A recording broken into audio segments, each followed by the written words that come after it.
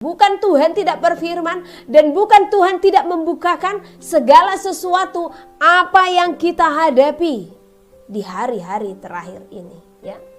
Jadi saat itu Tuhan memberikan penglihatan yang besar, di mana dalam penglihatan itu terlihat olehku seorang yang berdiri di hadapan umat manusia.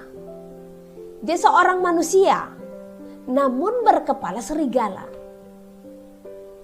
Dia pemangsa yang sangat ganas. Dia sangat buas. Dengan tangan dan kakinya juga itu terbuat dari besi.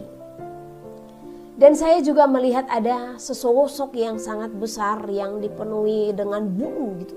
Jadi bulunya sangat lebat. Tapi saya melihat ada cakar dan taringnya yang sangat besar. Dan saya perhatikan memang itu adalah seekor beruang.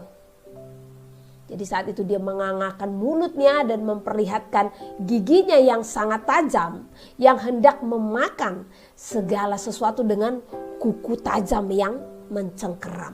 Ya.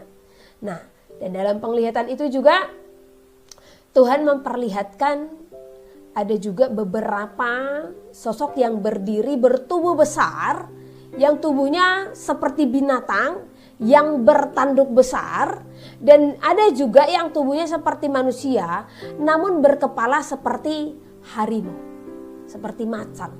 Macan dengan harimau mirip ya. Jadi waktu saya melihat itu ya, kepala macan dengan harimau mirip ya. Pokoknya yang seperti itu saya lihat ya. Nah, jadi dalam penglihatan itu mereka ini semua mereka menguasai bumi. Jadi setiap binatang-binatang itu memiliki karakter tersendiri dalam penguasaan mereka akan bumi. Ya, jadi ini tadi binatang-binatang itu dan yang bertubuh manusia itu yang berkepala binatang itu mereka adalah pribadi-pribadi yang hendak menguasai dunia atau bangsa-bangsa yang hendak menguasai dunia. Ya, jadi mereka memiliki karakter-karakter tersendiri dalam penguasaan akan bumi ini. Jadi saya akan jelaskan tentang manusia yang pertama yang berkepala serigala itu. Di sana saya bertanya kepada Tuhan apa pengertian daripada yang berkepala serigala, yang dia memiliki tangan dan kaki besi tersebut ya. Dan Tuhan mengatakan kalau itu berbicara pemangsa yang memiliki tubuh yang sangat besar, bahkan kekuatannya 1000 kali lebih kuat daripada binatang pemangsa. Ya, nah, jadi dia mempunyai power yang sangat besar untuk memangsa mangsanya. Ya, jadi kekuatannya 1000 kali lipat dari binatang buas. Dan yang kedua itu binatang yang berbulu tebal itu, yang itu beruang, itu menggambarkan manusia yang hanya memikirkan keserakahan, yang hendak merampas seluruh bumi dengan kekuatannya. Jadi serigala itu pun hendak merampas seluruh bumi dengan kekuatannya, dan begitu juga dengan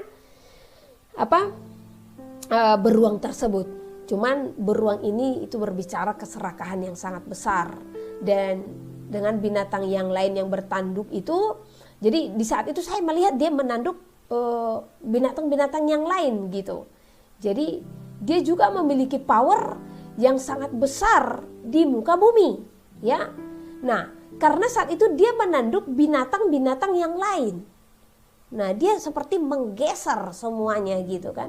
Nah, jadi ini Tuhan katakan kalau itu adalah satu bangsa yang akan menggeser bangsa-bangsa lainnya. Nah, jadi nggak lama kemudian saya diperlihatkan akan keadaan dunia yang akan datang. Nah, di sini saya melihat kekacauan yang sangat besar. Jadi kekacauan itu terjadi di mana-mana. Ada sampar yang sangat besar, saya tidak tahu ini apa nantinya, tetapi memang saya melihat orang dengan tubuh mereka yang penuh dengan kesakitan. Jadi oleh rasa sakit itu pun mereka mencari kesembuhan itu tetapi sangat sulit. Tetapi sakit mereka itu sangat berlebihan ya. Dan saya juga melihat berbagai peristiwa yang besar di mana-mana yang semakin besar. Ada bencana, ada air, bahkan ada gunung-gunung yang meletus yang mengeluarkan lava ya. Jadi banyak yang Tuhan perlihatkan. Dan saya juga melihat orang-orang yang kelaparan dan banyak juga yang merasakan pemanasan seperti panas bumi yang sangat besar. Jadi ini pemanasan global. Saya ingat waktu diberikan penglihatan tentang pesan tentang pemanasan global yang akan terjadi, dan itu saya melihat keadaan dunia dengan panas di dalam tubuhnya yang sangat membara. Jadi mereka sangat kepanasan. Saya tidak tahu itu efek dari apa. Tapi sebenarnya sebelumnya saya sudah pernah katakan, dengan perkembangan teknologi ini nanti panas bumi akan semakin mencekam, ya.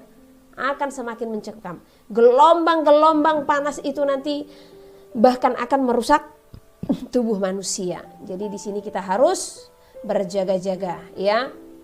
Nah, saya juga mendengar teriakan di mana-mana.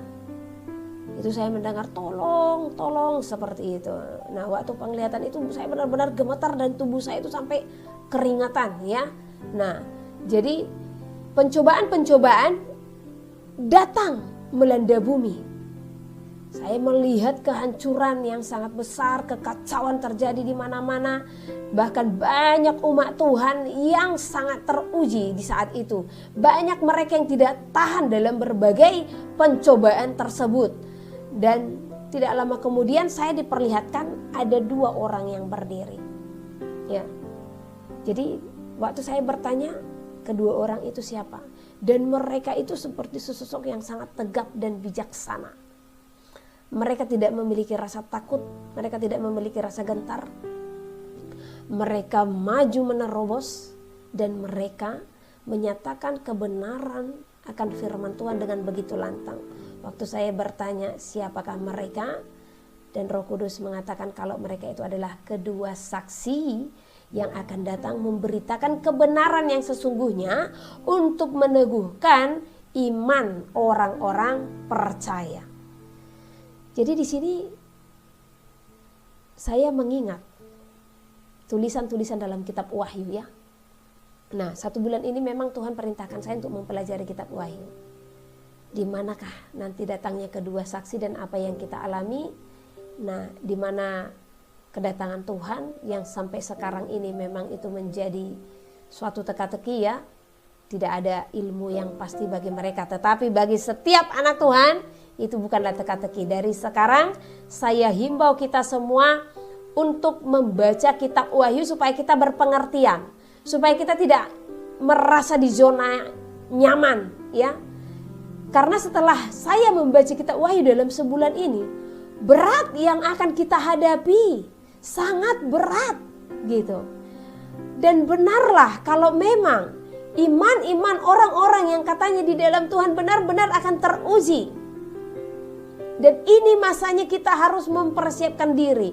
Dan itu telah dimulai dari sekarang. Saya mengingat waktu Tuhan katakan tahun 2020 itu adalah tahun permulaan penderitaan.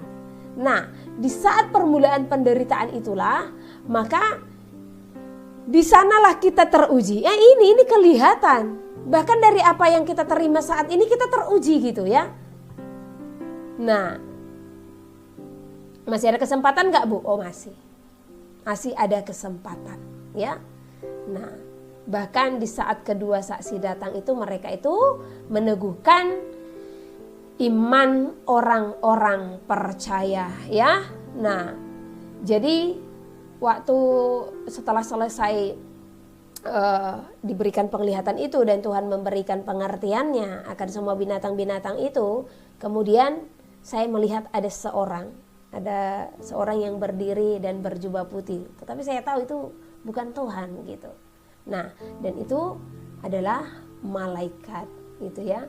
Dan dia berkata, ini saya ada tuliskan, saya akan baca apa yang dia sampaikan. Nah, dia berdiri sangat tegap dan dia menyampaikan segala sesuatu kepada umat manusia yang harus saya sampaikan bagi kita semua. Jadi Dia ada mahkota kecil di atas kepalanya, dia berjubah putih, dia tinggi, ya.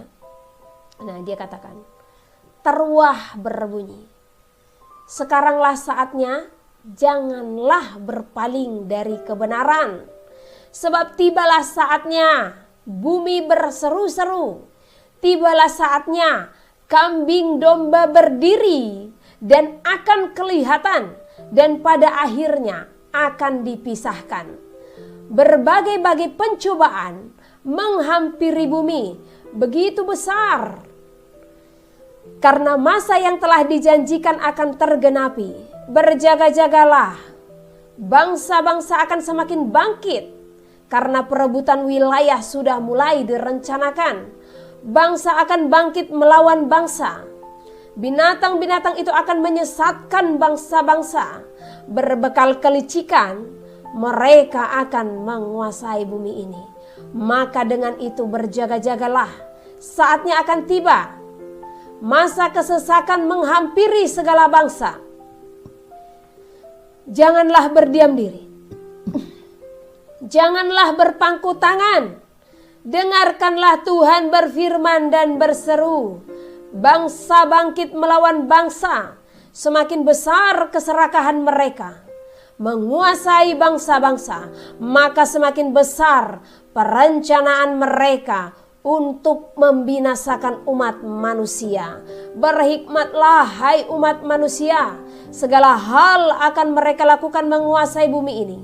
Janganlah memberi diri sebagai penggenapan bagi perancangan mereka akan bumi ini. Sekali lagi, ini ada hubungannya dengan apa yang kita bicarakan. Janganlah memberi diri sebagai penggenapan bagi perancangan mereka akan bumi ini. Janganlah tercemar sel di dalam tubuhmu. Tuhanmu Tuhan yang berkuasa atas tubuh juga darahmu. Di dalam segenap penciptaannya, jagalah tubuhmu. Dalam seluruh tubuhmu, sel darah yang kuduslah yang telah mentahirkanmu akan segala sesuatu. Percayalah sampai harinya tiba. Janganlah memberikan diri terhadap sesuatu untuk mencemarkan tubuhmu. Perbedaan pemikiran manusia telah teruji di dalam keputusan. Bagaimana manusia bisa mendengar suara hati dan bagaimana mendengar suara Tuhan. Mana yang benar dan mana yang tidak benar, semuanya berjalan menurut pikiran manusia. Maka oleh keadaan yang seperti inilah, manusia hendaknya berhikmat, mengerti di mana yang menjadi kehendak Tuhan dan mana yang bukan kehendak Tuhan. Jauhkanlah dirimu dari semuanya itu, supaya mengerti pikiran Kristus dalam kehidupanmu di masa yang akan datang. Sekali lagi, jauhkanlah semuanya itu, supaya engkau mengerti pikiran Kristus dalam kehidupanmu di masa yang akan datang. Maka pengertian itulah yang akan menyelamatkanmu, sebab masa itu sudah akan tiba, di mana bangsa-bangsa sudah memiliki kepentingan masing-masing. Dengan keadaan inilah, maka bangsa-bangsa mengusahakan segala sesuatu untuk memenuhi keinginan hati juga pikiran mereka. Dalam darahmu, Tuhan telah memberikan jaringan yang sempurna dan dikuduskan lagi oleh tubuh dan juga darahnya. Maka seluruh bumi tunduklah kepadanya. Jangan kekhawatiranmu menutupi hikmat yang daripada Tuhan. Berhikmatlah. Darahmu sangat berguna bagi tubuhmu. Jaringan itu telah terbentuk dengan sempurna, memberikan kekuatan bagi tubuhmu. Jangan menghamiri. Tubuhmu bukanlah perbudakan. Semuanya itu bukanlah penyelamat. Ketahuilah, masa ini telah diberitahukan sebelum terjadi di muka bumi. Sampar itu sudah tertulis sebagai bagian dari penggenapan akan firman Tuhan. Maka semuanya ini pun berlalu sesuai dengan waktu Tuhan. Oleh sebab itu, berhikmatlah menerima segala perintah sesuai di dalam firman-Nya. Bukan Tuhan tidak berfirman, namun manusialah yang menutup telinga, bahkan mencela. Sesungguhnya manusia harus mendengar dengan berdoa, sebab di dalam hati mereka Tuhan telah berfirman. Namun manusia menutup hati mendengar seruan itu. Akan banyak kematian yang terjadi dengan tiba-tiba. Mereka akan mengalami kesakitan yang mendadak. Sel darah mereka tiba-tiba pecah dalam tubuh. Terdapat juga serangan yang kuat yang akan mencengkeram jantung, terjadi oleh darah yang kurang menyatu di dalam tubuh.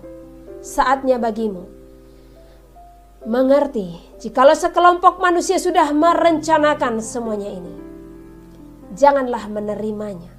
Kesakitan akan melanda bumi. Ini poin pentingnya. Janganlah menerima ini. Kesakitan akan melanda bumi. Engkau mengalami kesakitan itu di dalam darahmu yang teramat besar di saat menerima itu. Jangan menerimanya. Sakit yang engkau rasakan saat itu menyengat seluruh tubuhmu.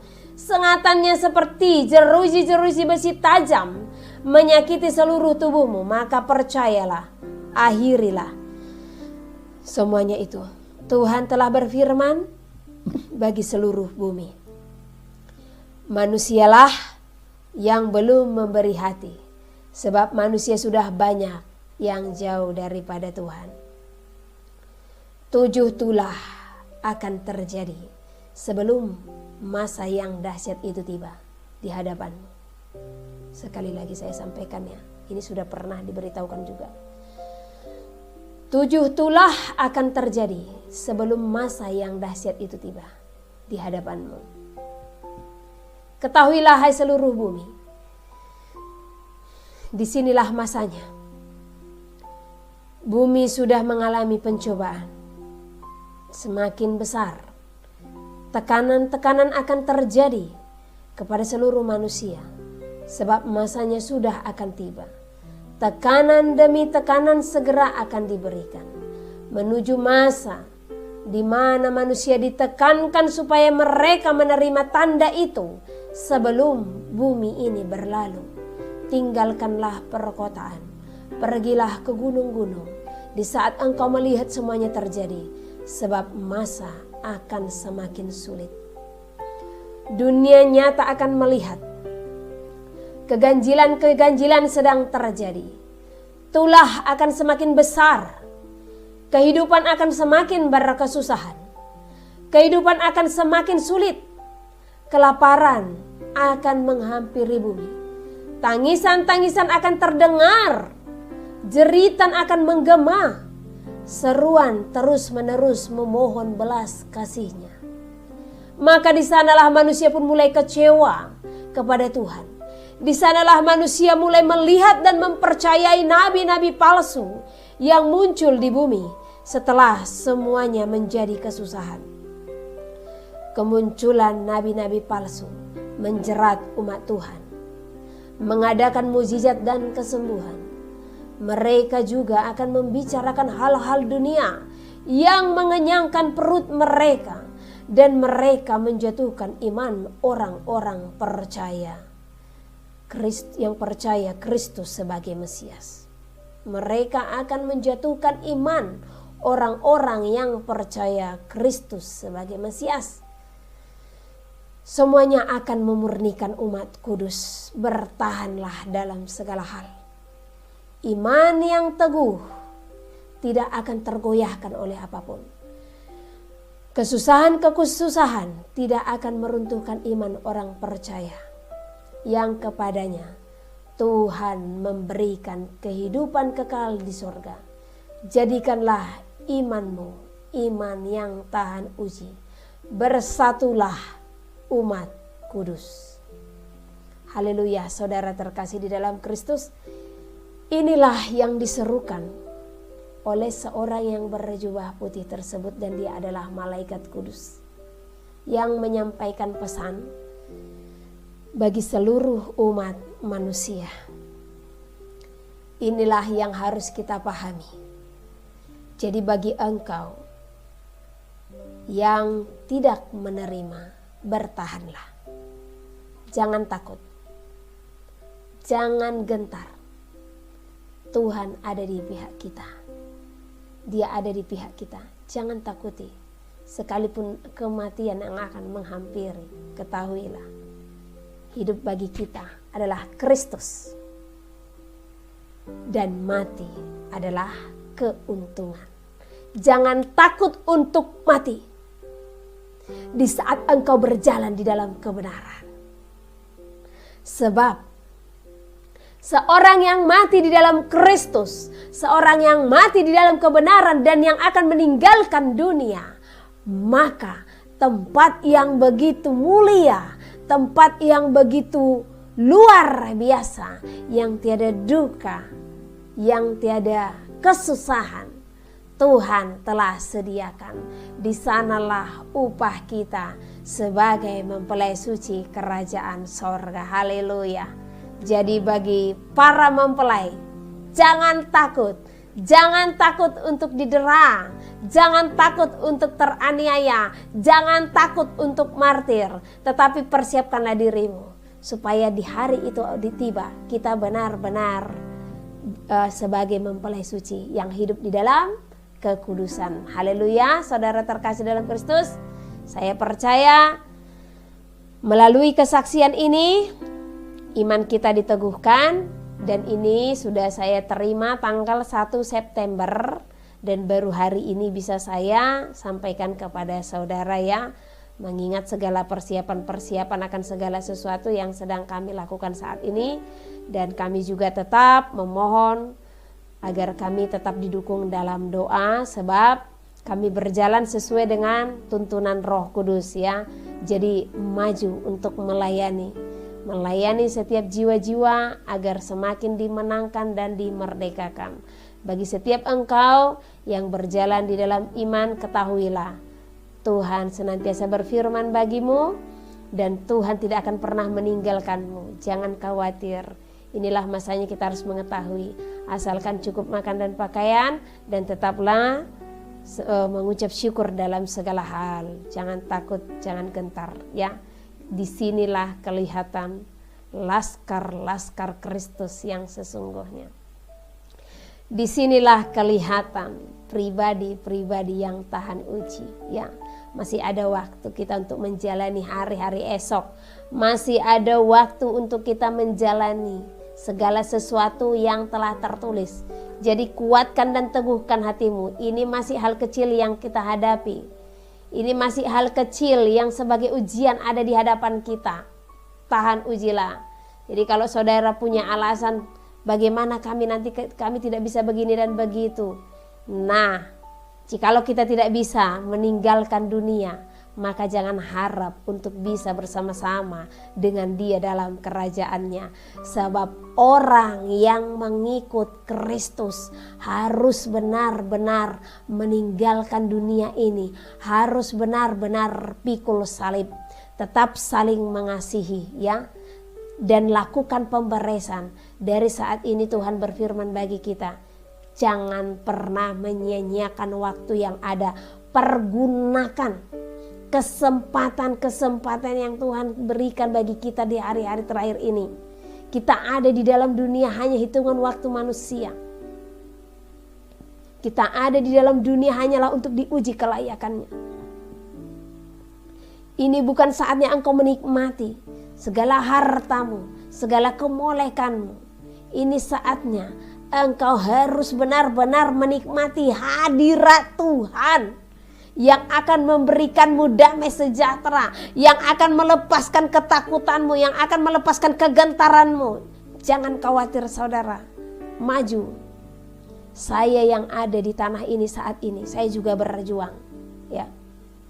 Saya ada di tanah ini bukan utusan manusia, tapi Roh Kudus yang mengutus saya untuk mendoakan tanah ini.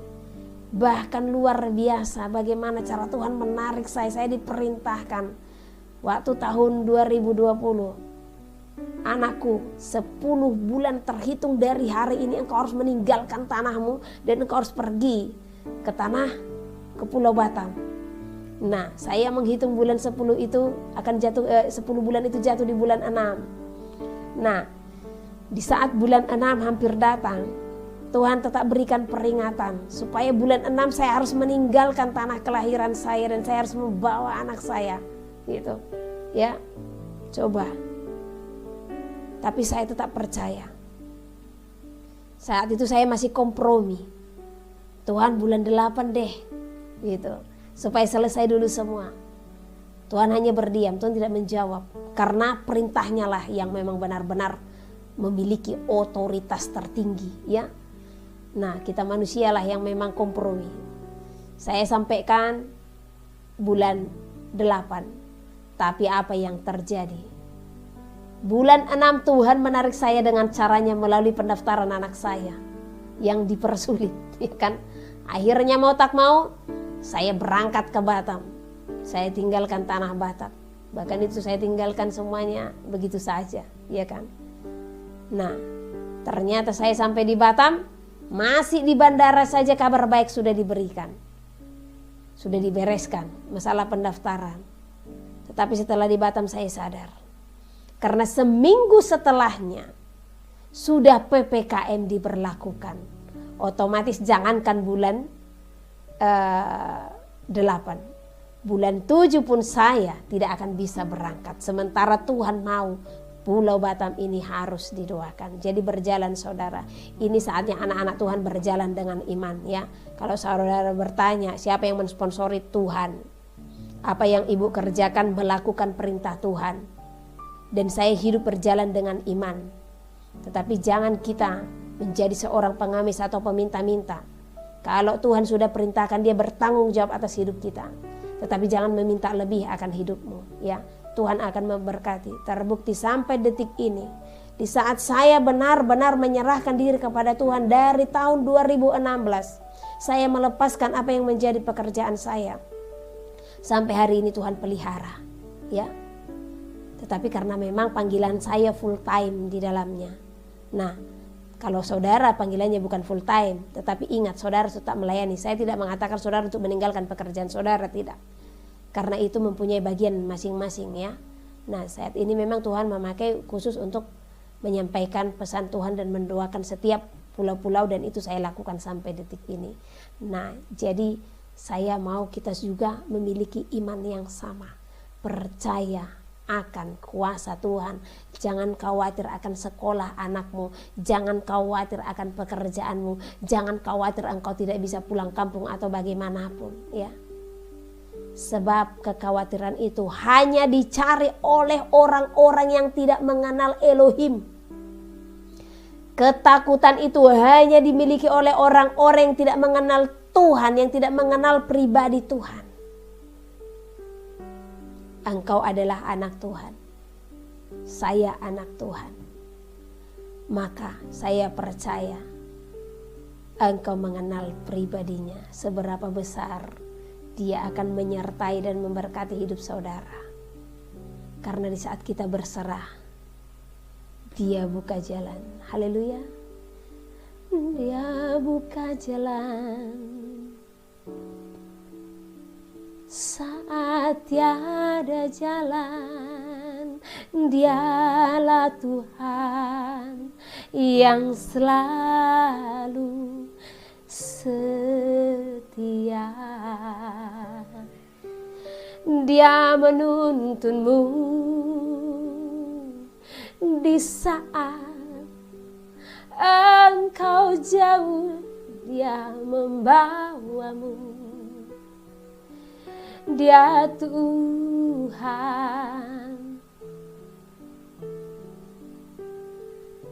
setia. Dia Tuhan yang setia. Sekalipun engkau jauh, saya jauh. Sekalipun saudara tidak setia, saya tidak setia. Namun dia Tuhan yang setia. Karena apa? Dia tidak bisa menyangkal dirinya kalau dia adalah Tuhan yang penuh kasih. Haleluya saudara. Mari penuhi hidupmu dengan apa? Dengan cinta kepada Dia yang memiliki kehidupan kita. Berikan segenap waktu, puji dan sembah Dia dalam segala keadaanmu. Senantiasa berseru-seru di dalam nama Tuhan. Senantiasa ingat akan Dia. Jalin hubunganmu dengan Dia. Ingat Dia setiap waktu, setiap saat. Jadikan Dia sebagai kekasihmu. Saya akan membawakan saudara kepada momen di saat kita merasa deg-degan atau merasa senang, di saat kita mengingat orang yang kita kasihi, ya. Di saat kita mengingat wajahnya saja pun kita sangat bahagia. Apalagi di saat bertemu. Begitu juga jadikan Tuhan dalam hidupmu. Di saat engkau mengingat ada nafas yang Tuhan taruhkan bagimu, engkau ingat Dia, maka di sana Tuhan akan sangat bahagia. Dia akan sangat bersuka cita. Karena sebenarnya kita butuh pengakuan Tuhan, dan Tuhan juga memerlukan kita untuk mengakui Dia. Mengakui Dia sebagai Tuhan kita. Karena itulah kesukaan Dia. Jadi akui Tuhan dalam setiap hidupmu. Akui Tuhan dalam setiap langkahmu. Akui Tuhan dalam setiap perbuatan. Ingat Dia setiap saat. Karena Dia adalah kekasih kita. Haleluya, saudara terkasih dalam Kristus. Ya, jangan berlomba-lomba untuk berdebat, tapi berlomba-lomba untuk memuliakan nama Tuhan. Amsal Haleluya. pasal 27. Janganlah memuji diri karena esok hari, karena engkau tidak tahu apa yang akan terjadi hari itu. Biarlah orang lain memuji engkau, dan bukan mulutmu, orang yang tidak kau kenal, dan bukan bibirmu sendiri.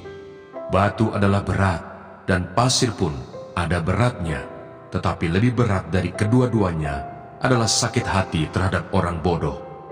Panas hati kejam dan murka melanda, tetapi siapa dapat tahan terhadap cemburu?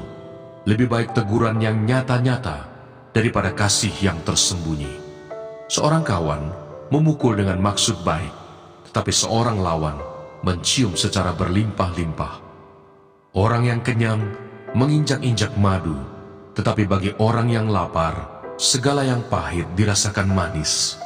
Seperti burung yang lari dari sarangnya, demikianlah orang yang lari dari kediamannya. Minyak dan wangi-wangian menyukakan hati, tetapi penderitaan merobek jiwa. Jangan kau tinggalkan temanmu dan teman ayahmu. Jangan datang di rumah saudaramu pada waktu engkau malam. Lebih baik tetangga yang dekat daripada saudara yang jauh. Anakku, hendaklah engkau bijak, sukakanlah hatiku, supaya aku dapat menjawab orang yang mencela aku. Kalau orang bijak melihat malapetaka, bersembunyilah ia. Tetapi orang yang tak berpengalaman berjalan terus, lalu kena celaka. Ambillah pakaian orang yang menanggung orang lain, dan tahanlah dia sebagai sandera ganti orang asing. Siapa pagi-pagi sekali memberi selamat dengan suara nyaring, hal itu akan dianggap sebagai kutuk baginya. Seorang istri yang suka bertengkar serupa dengan tiris yang tidak henti-hentinya menitik pada waktu hujan. Siapa menahannya menahan angin, dan tangan kanannya menggenggam minyak. Besi menajamkan besi, orang menajamkan sesamanya. Siapa memelihara pohon ara akan memakan buahnya, dan siapa menjaga tuannya akan dihormati. Seperti air mencerminkan wajah, demikianlah hati manusia mencerminkan manusia itu. Dunia orang mati dan kebinasaan tak akan puas. Demikianlah mata manusia tak akan puas. Kui untuk melebur perak dan perapian untuk melebur emas, dan orang dinilai menurut pujian yang diberikan kepadanya. Sekalipun engkau menumbuk orang bodoh dalam lesung, dengan alu bersama-sama gandum, kebodohannya tidak akan lenyap daripadanya. Kenalah baik-baik keadaan kambing dombamu, perhatikanlah kawanan hewanmu, karena harta benda tidaklah abadi. Apakah mahkota tetap turun-temurun? Kalau rumput menghilang dan tunas muda nampak dan rumput gunung dikumpulkan, maka engkau mempunyai domba-domba muda untuk pakaianmu dan kambing-kambing jantan untuk pembeli ladang. pula cukup susu kambing untuk makananmu dan makanan keluargamu, dan untuk penghidupan pelayan-pelayanmu perempuan. Amsal pasal 28. Orang fasik lari, walaupun tidak ada yang mengejarnya, tetapi orang benar merasa aman seperti singa muda. Karena pemberontakan negeri, banyaklah penguasa-penguasanya, tetapi karena orang yang berpengertian dan berpengetahuan, tetaplah hukum. Orang miskin yang menindas, orang-orang yang lemah, adalah seperti hujan deras, tetapi tidak memberi makanan. Orang yang mengabaikan hukum, memuji orang fasik, tetapi orang yang berpegang pada hukum, menentangnya. Orang yang jahat tidak mengerti keadilan, tetapi orang yang mencari Tuhan, mengerti segala sesuatu. Lebih baik orang miskin yang bersih kelakuannya, daripada orang yang berliku-liku jalannya, sekalipun ia kaya. Orang yang memelihara hukum adalah anak yang berpengertian, tetapi orang yang bergaul dengan pelahap mempermalukan ayahnya. Orang yang memperbanyak hartanya dengan riba dan bunga uang, mengumpulkan itu untuk orang-orang yang mempunyai belas kasihan kepada orang-orang lemah. Siapa memalingkan telinganya untuk tidak mendengarkan hukum, juga doanya adalah kekejian.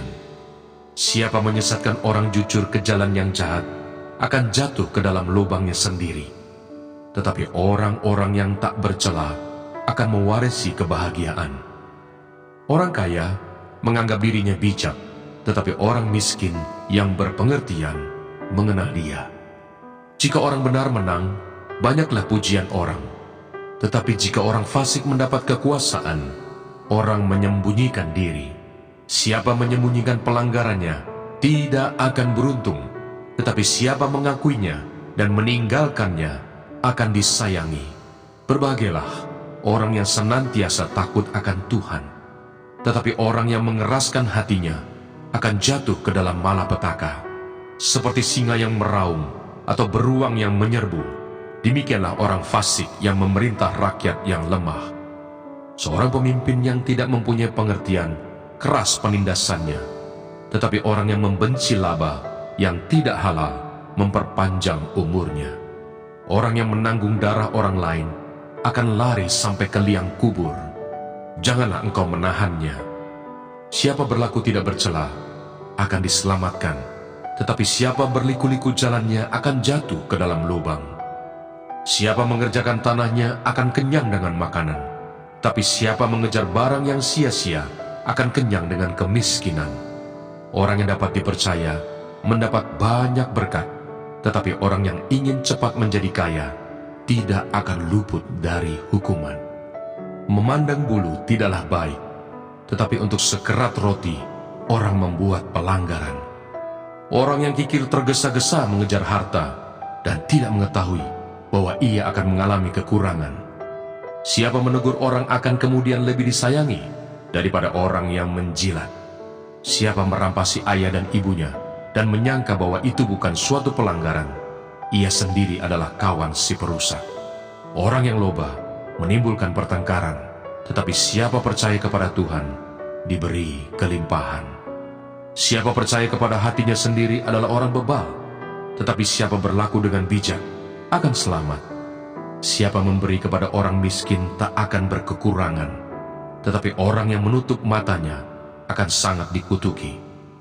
Jika orang fasik mendapat kekuasaan, orang menyembunyikan diri, tetapi jika mereka binasa, bertambahlah jumlah orang benar. Amsal pasal 29. Siapa bersih tegang leher, walaupun telah mendapat teguran, akan sekonyong-konyong diremukkan tanpa dapat dipulihkan lagi. Jika orang benar bertambah, bersukacitalah rakyat. Tetapi jika orang fasik memerintah, berkeluh kesahlah rakyat. Orang yang mencintai hikmat menggembirakan ayahnya, tetapi siapa yang bergaul dengan pelacur memboroskan harta. Dengan keadilan seorang raja menegakkan negerinya, tetapi orang yang memungut banyak pajak meruntuhkannya. Orang yang menjilat sesamanya membentangkan jerat di depan kakinya. Orang yang jahat terjerat oleh pelanggarannya, tetapi orang benar akan bersorak dan bersukacita. Orang benar mengetahui hak orang lemah, tetapi orang fasik tidak mengertinya. Pencemooh mengacaukan kota, tetapi orang bijak meredakan amarah. Jika orang bijak berperkara dengan orang bodoh ini mengamuk dan tertawa, sehingga tak ada ketenangan. Orang yang haus akan darah membenci orang saleh, tetapi orang yang jujur mencari keselamatannya. Orang bebal melampiaskan seluruh amarahnya, tetapi orang bijak akhirnya meredakannya. Kalau pemerintah memperhatikan kebohongan, semua pegawainya menjadi fasik. Si miskin dan si penindas bertemu, dan Tuhan membuat mata kedua orang itu bersinar. Raja yang menghakimi orang lemah dengan adil, tahtanya tetap kokoh untuk selama-lamanya. Tongkat dan teguran mendatangkan hikmat, tetapi anak yang dibiarkan mempermalukan ibunya. Jika orang fasik bertambahlah pula pelanggaran, tetapi orang benar akan melihat keruntuhan mereka. Didiklah anakmu, maka ia akan memberikan ketentraman kepadamu dan mendatangkan sukacita kepadamu. Bila tidak ada wahyu, menjadi liarlah rakyat. Berbagailah orang yang berpegang pada hukum. Dengan kata-kata saja seorang hamba tidak dapat diajari, sebab walaupun ia mengerti, namun ia tidak mengindahkannya. Kau lihat orang yang cepat dengan kata-katanya. Harapan lebih banyak bagi orang bebal daripada bagi orang itu. Siapa memanjakan hambanya sejak muda, akhirnya menjadikan dia keras kepala. Si pemarah menimbulkan pertengkaran, dan orang yang lekas gusar banyak pelanggarannya. Keangkuhan merendahkan orang, tetapi orang yang rendah hati menerima pujian. Siapa menerima bagian dari pencuri, membenci dirinya. Didengarnya kutuk, tetapi tidak diberitahukannya. Takut kepada orang mendatangkan jerat, tetapi siapa percaya kepada Tuhan, dilindungi. Banyak orang mencari muka pada pemerintah, tetapi dari Tuhan orang menerima keadilan. Orang bodoh adalah kekejian bagi orang benar. Orang yang jujur jalannya adalah kekejian bagi orang fasik.